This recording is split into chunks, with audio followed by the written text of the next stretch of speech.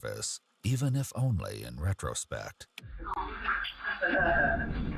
Every time I get a package, I don't know how I ordered stuff. Oh, good. My custom shoes that I've been ordering are starting to come in.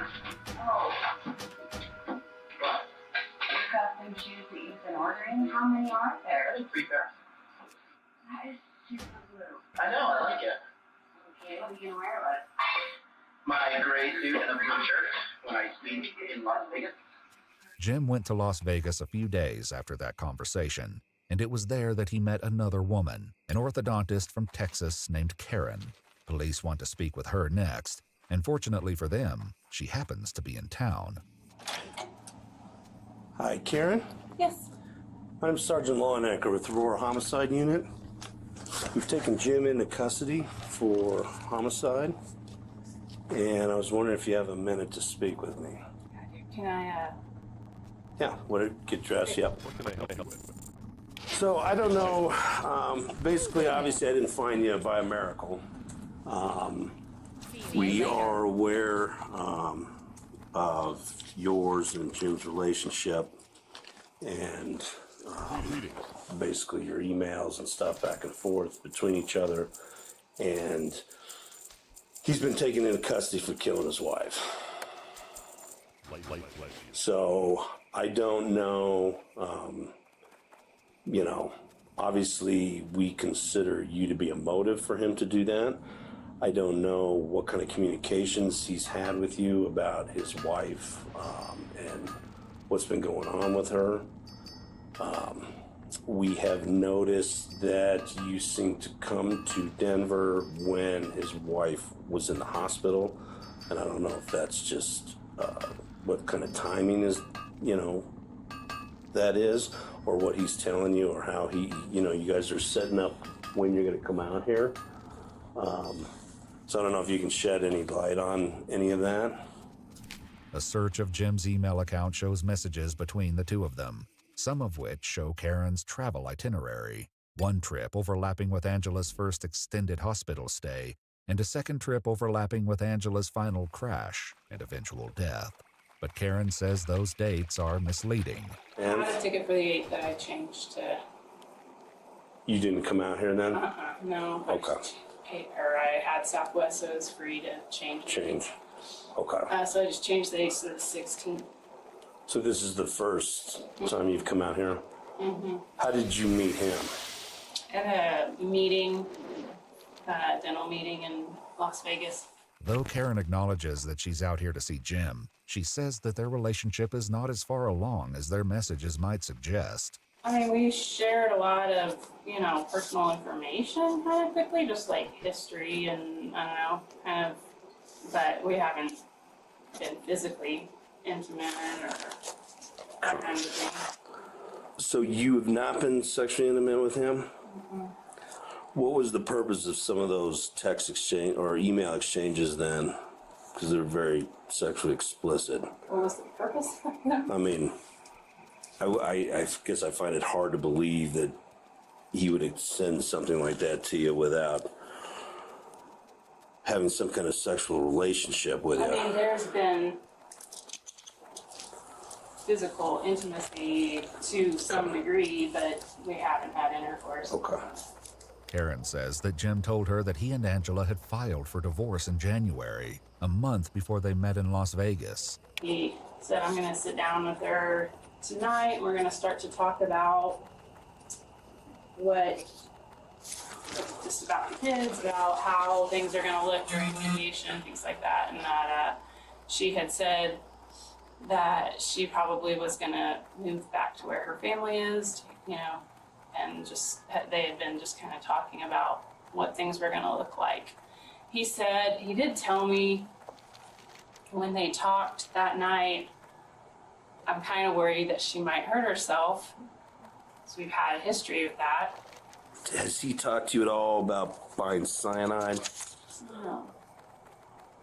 Any other poisons? Anything like that?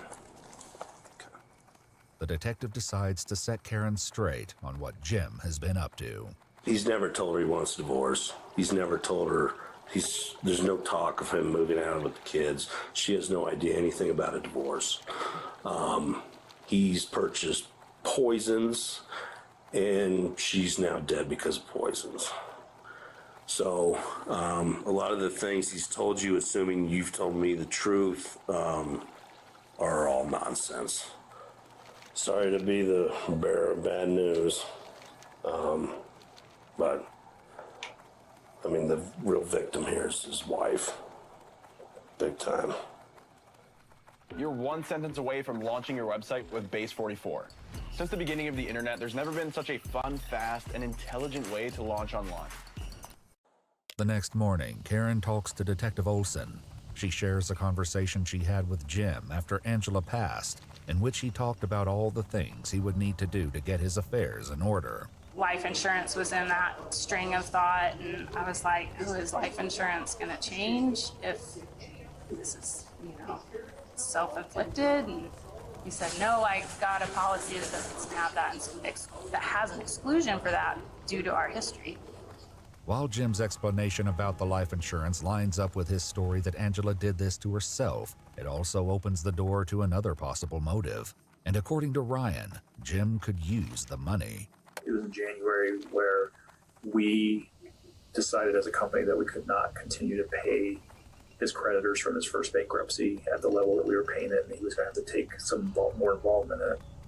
And he was going to take a pay cut a little bit. So I know that probably creates some financial pressure on him a little bit. So we've put in about $350,000 into saving his. According to Elizabeth, the woman Jim met on Seeking.com and took to Bozeman, Montana, this financial strain didn't stop Jim from spending his money. Did he give you, I'm guessing he paid for that trip, correct? Correct. Yep. And then did he give you any more funds other than just the trip? He did. Yeah. And how much was that? I want to say in total it was probably about $9,000. Okay. It was for the monthly allowance that we had talked about as part of a traditional sugar daddy, sugar baby relationship. According to prosecutors, Jim was the sole beneficiary on more than $4 million of life insurance policies in Angela's name. But Karen, who still believes that Angela may have caused her own tragedy, is concerned about their 6 kids. I mean, obviously my hope is that I'm right and that they don't lose a mom and a dad, No, I agree. While the detective is sympathetic to Karen's position, Angela's friends aren't as understanding. You're okay with them murdering his wife? No, yeah. That's it. I was just like, okay, And we interviewed her the night he was arrested, and then I interviewed her again this morning.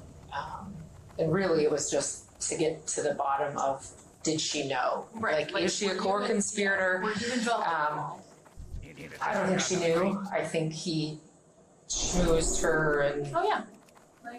did, I mean, She probably also doesn't know he's broke too, so. her life has been blown up as well. I don't think obviously she didn't ask for this. Indeed, it's clear that the fallout from this case has affected everyone involved at the deepest level.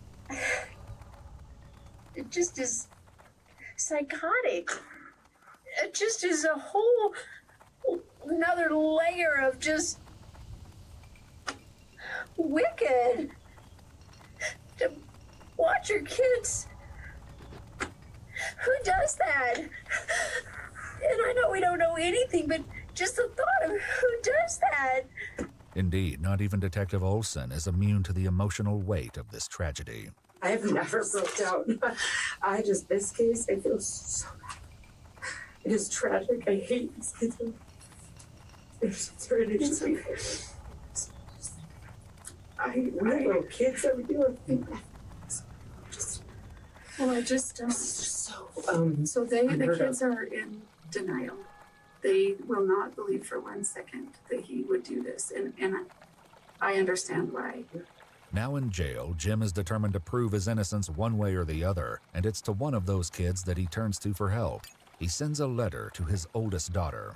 "I'm going to ask you to help me with something really hard," he writes. "We need to make a deepfake video of Mom saying she asked me to order cyanide and that she was going to take it herself." It's only the beginning of Jim's efforts to exonerate himself, as demonstrated by a call police make to the mother of his cellmate. So in the letter that is addressed to both it says Becca and Will, so I presume obviously you go by Becca sometimes. And in that conversation or in that letter, Mr. Craig has essentially asked that your son or you help him with some things in lieu of getting the transplants or the teeth that he would do for you. Oh my gosh, what do you mean? So basically he has asked, that, whoever responds to him doesn't use their legal government name, like they use like a code name, or they use, even if it's like a nickname, you know what I mean? But that way that you guys would not be traceable to him. And in turn, that person would get a burner phone and a fake ID and essentially